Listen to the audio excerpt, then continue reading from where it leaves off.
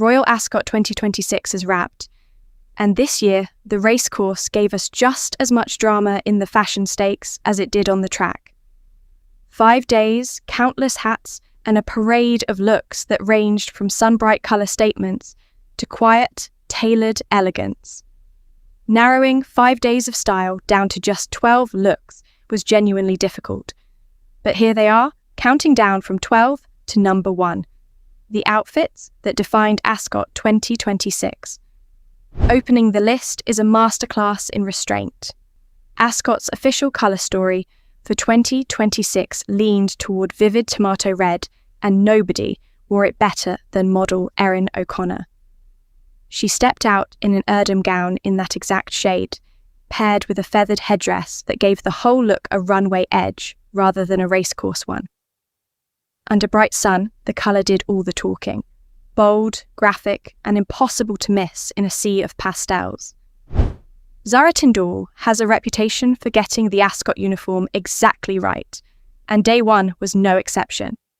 She chose a pale pink midi dress with a matching hat, shoes, and bag. Head-to-toe coordination that reads as effortless, but is anything but easy to pull off. It's the kind of look that won't dominate headlines, but it's the one every stylist points to as correct Ascot dressing done properly. Not every standout look needs volume or colour to make an impact. Lady Gabriella Kingston proved that on day 2 in a bespoke coat dress in a powder blue floral jacquard. Soft, tailored, and quietly confident.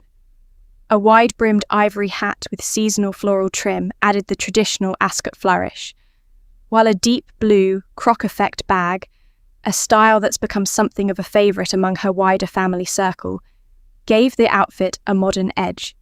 Gold-plated earrings with mother-of-pearl detail, suede mid-heels, and soft waves rounded it out.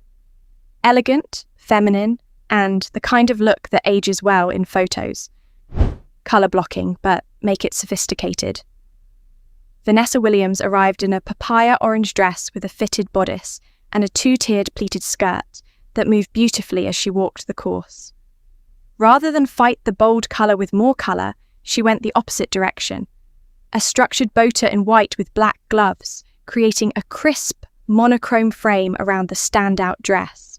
It's a styling trick worth stealing. One loud piece, everything else in restrained black and white. A coordinated sister moment that instantly became one of the most photographed pairings of the week.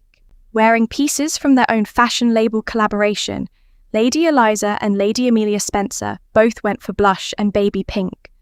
A soft nod to their aunt, the late Princess Diana, filtered through a distinctly modern lens.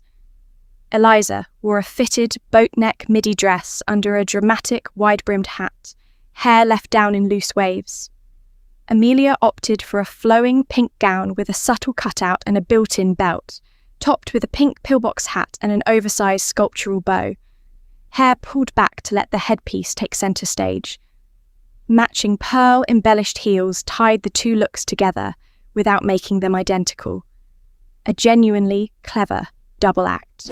2 days, 2 completely different fashion statements, which is exactly why Sophie earns a spot this high. On day 2, she went full monochrome in an all-black silk shirt dress with structured puff sleeves and an oversized waist bow, paired with a 2-tone straw hat detailed in black florals. Black and cream pumps and a textured clutch kept the palette tight and considered. Then, on day 4, a complete reversal. A recycled turquoise ensemble with a beaded bodice and a flowing skirt, proving a rewear or sustainable choice can be just as striking as anything new. The finishing touch was a sentimental one, a necklace she's said to have worn on her own wedding day back in 1999, brought back for the occasion. 2 moods, 1 very reliable sense of style. Few arrivals got more attention this year than Harriet Sperling's Ascot debut as a newlywed. On day 1, just days after her wedding, she joined the royal carriage procession in a vintage-inspired dress in soft breeze blue, styled after a late 1940s tea dress, high neckline, long sleeves, delicate button detailing.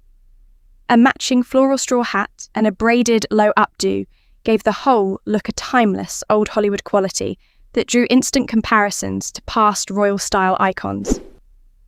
By day 5, she'd shifted into something more bridal, a cream lace dress with a high collar and sheer overlay, topped with an ivory boater and a fine netted veil.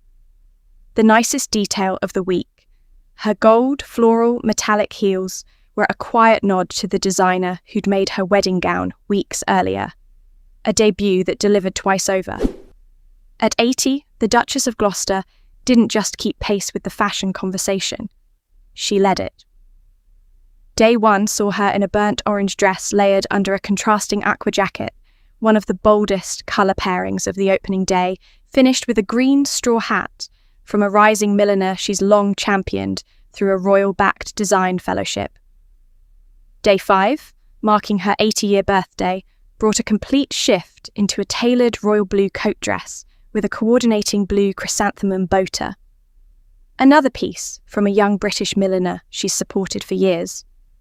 A meaningful travel souvenir handbag and soft coral lip finished a look built as much on heritage and quiet advocacy for new design talent as on the tailoring itself.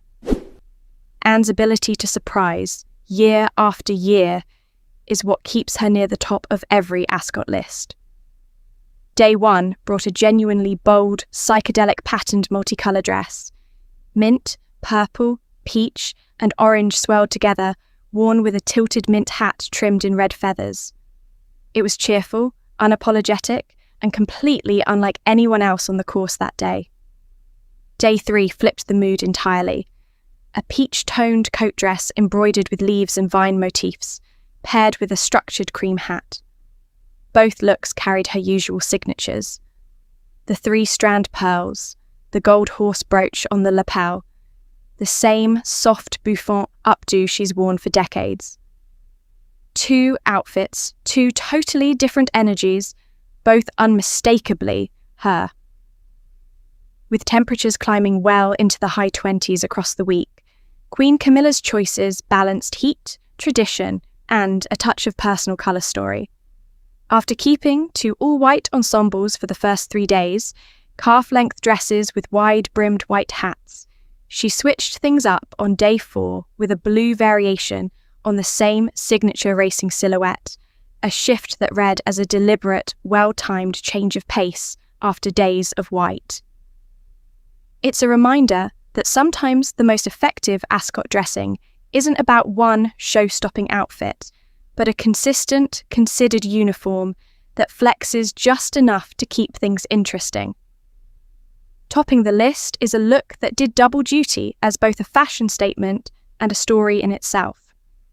Marking her return to Royal Ascot after 3 years away, the Princess of Wales stepped out in a vivid yellow Roxanda gown paired with a matching Jane Taylor hat, and the dress had history. It's the same gown she first wore on a 2022 tour stop in Jamaica, then again that same year presenting the Wimbledon trophy. Bringing it back for Ascot turned a single outfit into a mini retrospective, and the bright, confident yellow instantly became one of the defining colours of the week. Sunny, bold, and exactly the kind of choice that gets people searching for the closest thing in stores by that evening. A rewear that outshone almost everything new on the course. A fitting note to end the countdown on,